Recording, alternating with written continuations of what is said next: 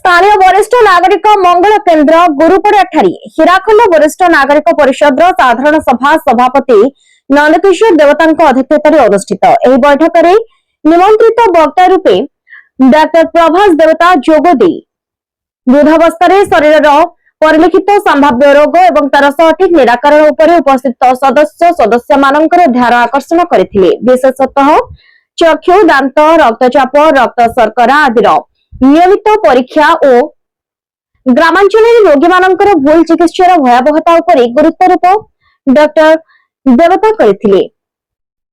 Intensive care unit द्वारा रोगी मानकर किभଳି दक्ष डाक्टर एवं सहयोगी सेविका मानकर निरंतर निरीक्षण और तत्जनित वर्धित खर्च उपरे सदस्य मानक अवगत कराइथिले। अन्य मानक मध्यरे डॉक्टर लक्ष्मी नारायण रथ, डॉक्टर जयदेव मेहर और डॉक्टर हिमांशु प्रसाद आचार्य मध्य सेमानंकर वक्तव्य रखी सदस्य और सदस्य मानक स्वास्थ्य उपरे सचेतन करथिले। बैठक में संतोष कुमार पंडा, इंजीनियर जसवंत परिडा, इंजीनियर सविता नंदन पंडा, इंजीनियर सुरेंद्र कुमार पुरोहित मध्य निजर अनुभूति रखिथिले। शेषे परिषद सह संपादक सीतांशु शेखर पटनायक धन्यवाद अर्पण करथिले।